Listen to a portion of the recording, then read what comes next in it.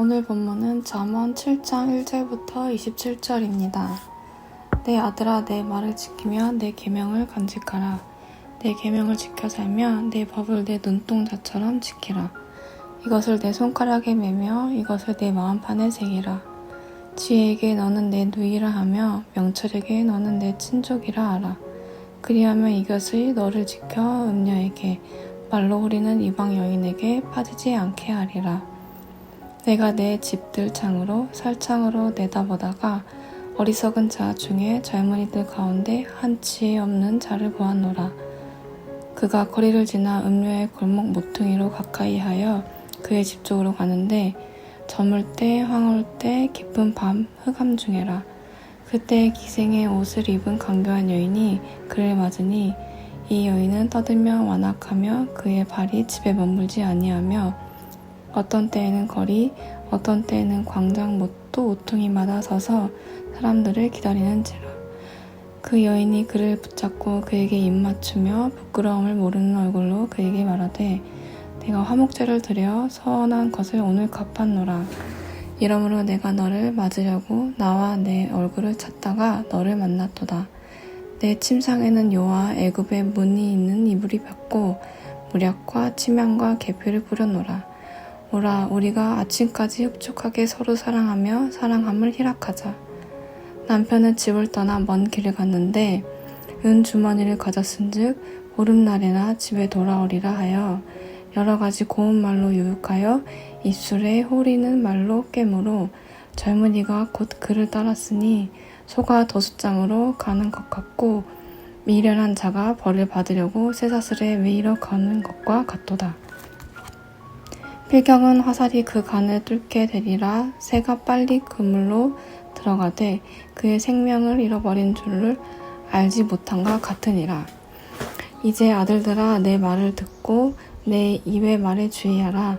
내 마음이 음녀의 길로 치우치지 말며 그 길에 미혹되지 말지어다. 대저 그가 많은 사람을 상하여 엎드러지게 하였나니 그에게 죽은 자가 허다하니라. 그의 집은 수월의 길이라 사망의 방으로 내려가느니라. 아멘. 잠언 7장에는 음녀가 등장합니다. 이방 여인도 나오고 기생, 간교한 여인도 나옵니다. 7장에 나오는 여성들은 모두 음녀로 통칭되는데요. 음녀라고 해서 남성을 유혹하는 여성이다 이렇게 생각할 필요는 없습니다. 이 잠언서 전체에서 주인공이라고 할 수 있는 지혜도 여성으로 등장합니다. 히브리어 단어에서 이 지혜가 여성 명사로 나오거든요. 마찬가지로 지혜의 반대편에 서 있는 음녀도 단지 여성형을 사용한 것일 뿐입니다. 남녀를 불문하고 모든 그리스도인을 걸려 넘어뜨리게 하는 모든 유혹, 이것이 음녀의 정체라고 보면 되겠습니다. 이 유혹이 얼마나 강하고 그 계획이 얼마나 치밀한지 본문은 잘 묘사하고 있습니다. 먼저 언제 유혹을 당하는지 한번 보십시오. 7절에 보니 젊은이 가운데에 한 지혜 없는 자를 보았다고 합니다. 한 지혜 없는 자, 그는 홀로 있었습니다. 유혹은 여럿이 같이 있을 때가 아니라 홀로 있을 때 찾아오는 경우가 많습니다. 때로는 홀로 고독을 씹으며 하나님과 독대하는 시간도 필요하지만 혼자 있는 시간은 우리에게 유혹받기 쉬운 시간입니다.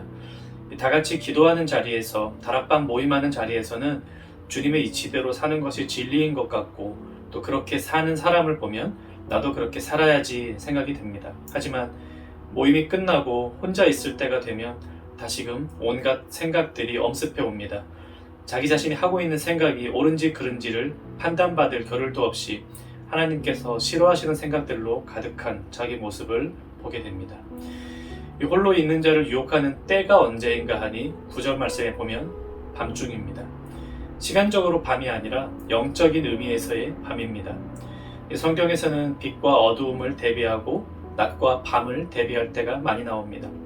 하나님의 일은 낮에 빛을 줍니다. 그래서 우리를 빛의 자녀라고 부르지요.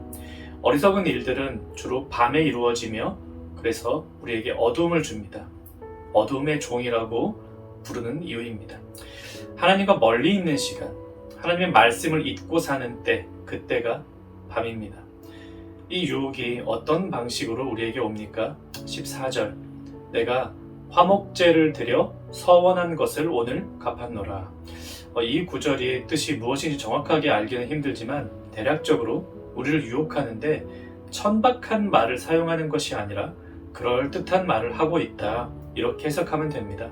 하나님이 기뻐하시는 일들은 이미 다 했다. 그러니 오늘 이 정도 하는 거는 괜찮다. 이렇게 우리를 유혹하는 것이죠. 이어서 16절에서는 이 유혹의 장소가 얼마나 매혹적인가 하는 것을 보여줍니다. 애굽의 무늬 있는 이불, 어떻게 생겼는지는 알 수 없지만 멋진 것이었겠죠? 모략과 침향과 계피를 이부자리에 뿌리고 나면 온갖 향기로운 냄새가 진동을 할 것입니다. 이제 18절부터 20절까지가 아마도 음녀의 유혹 가운데에서도 최고조에 달하는 장면일 것입니다. 남편은 먼 길을 갔다. 돈도 많이 들고 갔으니 빨리 돌아올 일은 없다. 한마디로 무슨 일을 하든 걸릴 일이 없다는 말입니다. 우리를 유혹하는 유혹은 이렇게 치밀합니다. 홀로 있을 때, 영적으로 침체되어 밤과 같을 때, 종교적 양심을 잠재우면서 환상적인 쾌락과 유혹을 보여주고 걸릴 일 절대 없다고 안심시켜줍니다. 결국 이 젊은이는 유혹에 넘어갑니다. 도축장으로 끌려가는 소와 같이 유혹에 빠져 죽음의 길로 갑니다. 쾌락인 줄 알았으나 죽음입니다. 음녀가 얼마나 강한 존재인지를 마지막 26, 27절이 말하고 있습니다. 그에게 죽은 자가 허다 아니라 그의 집은 스올의 길이라 사망의 방으로 내려가느니라. 이렇게 치밀하고 계획된 강력한 유혹 이겨낼 수 있는 비법 어디에 있을까요? 이 본문은 처음부터 그 유혹을 벗어날 수 있는 길을 먼저 제시해 주었습니다. 1절 말씀 한번 보십시오. 내 아들아, 내 말을 지키며 내 계명을 간직하라. 이 방법을 이 본문에 나오는 음녀의 유혹을 패러디해서 한번 적용해 보겠습니다. 하나님의 계명을 지키는데 혼자 말고 같이 나눕니다. 다락방에서 이 또래 그룹에서 하는 것처럼 말입니다. 이 밤이 아닌 낮, 어둠이 아닌 빛으로 행하기 위해 늘 하나님을 생각하고 기도하며 그분의 말씀을 가까이 합니다. 예배만 안 빠지면 헌금만 잘 내면 하나님 기뻐하실 것이다 착각하지 말고 순종이 제사보다 낫다고 하신 하나님의 말씀을 기억하며 중심을 하나님께 드립니다. 은밀히 행한 일이라도 하나님으로부터 숨을 수 있는 길은 없다는 사실을 기억하며 이 한 번의 실패를 미연에 방지합니다.